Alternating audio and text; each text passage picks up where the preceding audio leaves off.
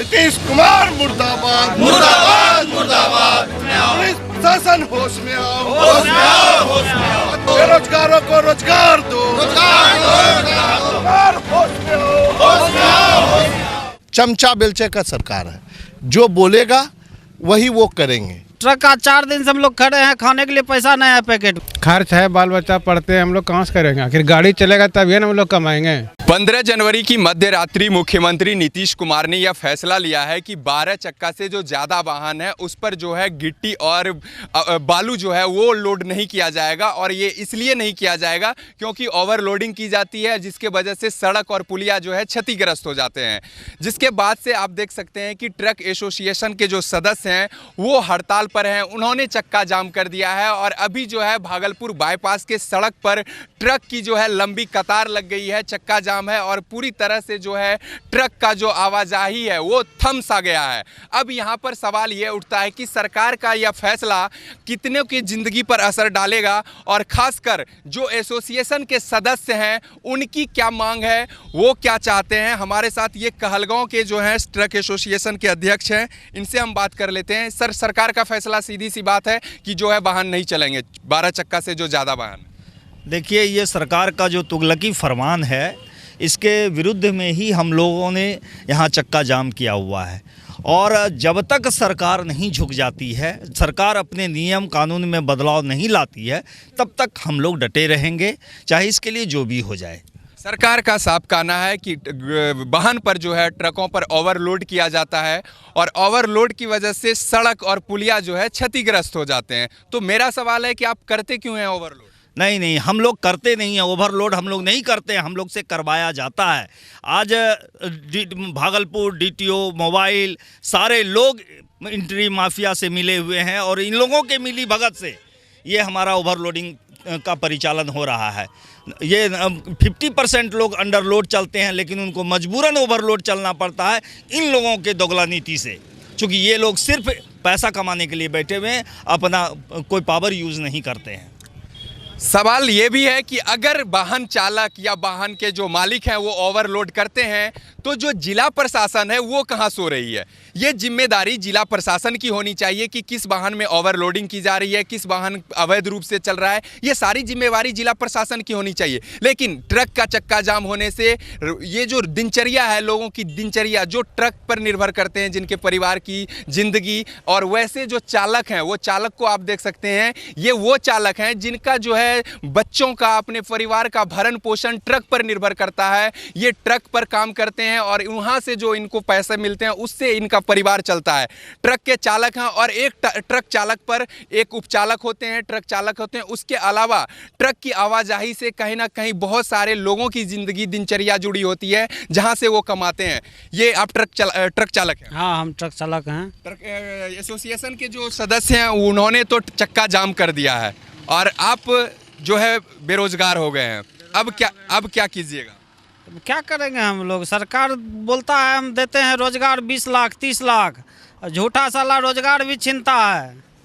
गाड़ी घोड़ा अफसर को देता है, पूरा घूस लेने के लिए कहता है, एक तरफ कहता है अब तुम अंदर लोड करो। अब तो आपका रोजगार चला गया। अब कैसे जिंदगी कैसे कटेगी? अब तो नीतीश कुमार ने जवाब देंगे हम लोग का जिंदगी कैसे कटेगा।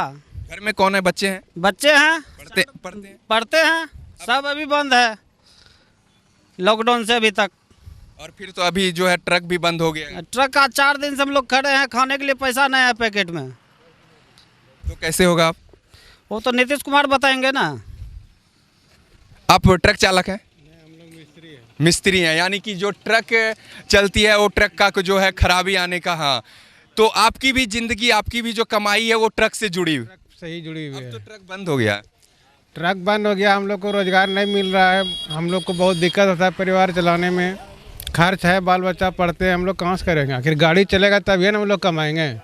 चुनाव में बोला गया था सरकार के तरफ से कि जो है 20 लाख लोगों को रोजगार दिया जाएगा, और अभी तो आप बेरोजगार हो गए। अभी हम लोग बेरोजगार है। क्या 27 तारीख से ही हम लोग का काम बंद हो रहा है।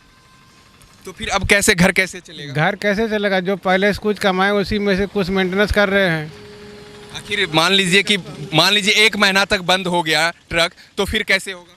क्या करेंगे हम लोग? कोई रोजगार तो आखिर है नहीं, दूसरा यही हम लोग का रोजगार है।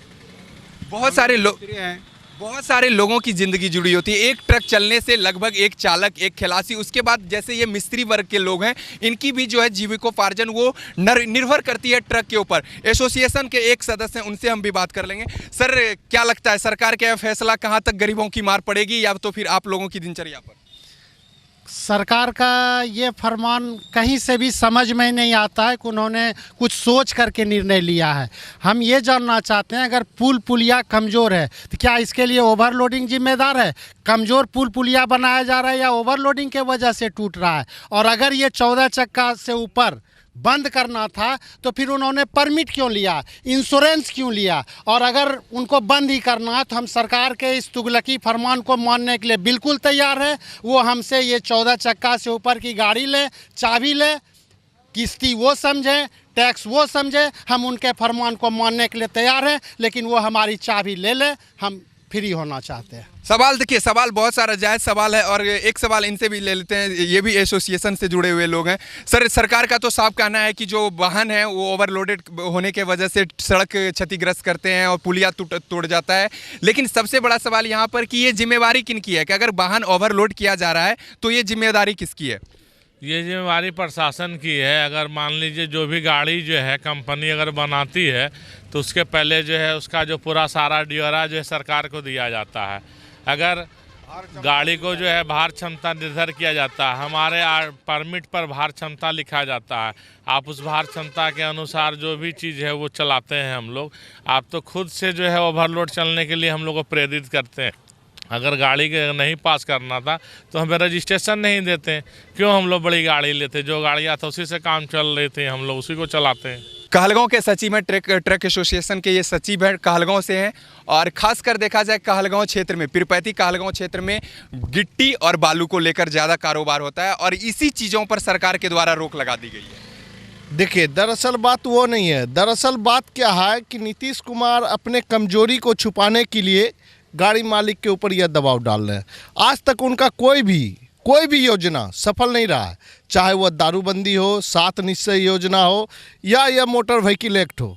क्यों कि पता नहीं उनके ये में कौन घुसखोर, सब एक तरह से कहिए कि इंजीनियर जो नहीं होता है चोरी करके पास होता है। यह कहाँ का लिखा हुआ है कि गैस की गाड़ी अगर जाएगी 14 चक्का तो पुल नहीं टूटेगा और गिट्टी लेके जाएगा टूट जाएगा? कहाँ पर ऐसा है भाई?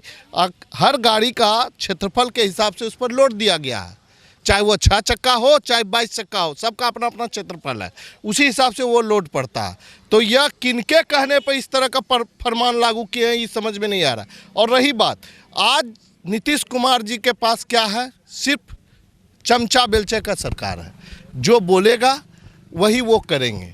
जहाँ तक की बात समझ लीजिए कि गाड़ी अभी चल रही है, आपका बोल दिया बंद कर दीजिए, लेकिन यह चीज़ सोचना चाहिए कि उसके पीछे इतने सारे जो पैसा कर्ज लेके रखे वो कहाँ से देंगे? आखिर वो देना भी तो उनको उन्हीं का पैसा वापस करना है। बैंक दी कर्ज, अगर हम नहीं दे पाते हैं तो पैसा तो उन्हीं का है। आज गाड़ी बंद कर दिए, लोग बेरोजगार हो गए।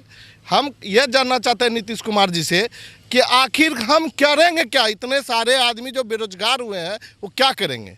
हमारा यही कहना है उनसे कि गाड़ी सभी को इजाज़त दिए। आपका जो 14 यह है हम मानने के लिए तैयार है, अंडरलोड चलने के लिए तैयार है।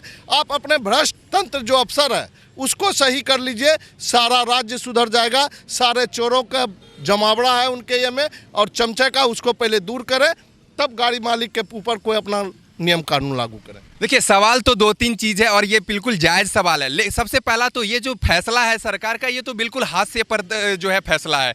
क्यों है? क्योंकि सबसे बड़ी बात है, सरकार का ये कहना है कि ट्रक वाहन चालक जो हैं वो वाहन पर ओवरलोड करके चलते हैं, जिस वजह से पुल और पुलिया क्षतिग्रस्त होते हैं। अब सवाल यहाँ पर ये उठता है कि सिर्फ ट्रक के ही वाहन पे दबाव बढ़ने से पुल और पुलिया जो है वो क्षतिग्रस्त होते हैं? दूसरी वाहन को, वही क्षमता वाले वाहन जो है, दूसरे वाहन है जैसे गैस लेकर जाने वाली गाड़ी और भी कई जो वाहन है, उनसे क्या क्षतिग्रस्त नहीं होता है? दूसरी बात, अगर कोई वाहन चालक या वाहन ओवरलोड करके सड़क पर चलता है तो सबसे बड़ी जिम्मेदारी किसकी है? जिला प्रशासन इस पर रोक लगाए। जिला प्रशासन क्या कर रही है? तो सरकार इस फैसले से कहीं ना कहीं खुद ही घिर रही है और बहरहाल इस फैसले से काफ़ी लोगों को नुकसान है। ट्रक वर्ग के जो लोग हैं उनको नुकसान है और खासकर जो गरीब तबके के जो चालक और उपचालक हैं और जिनकी दिनचर्या ट्रक के वाहन चालक चलने से जो है रोजगार उनका जो दुकान है उनसे जुड़ी है, तो कहीं ना कहीं वो भी इससे जो है प्रभावित हुए हैं।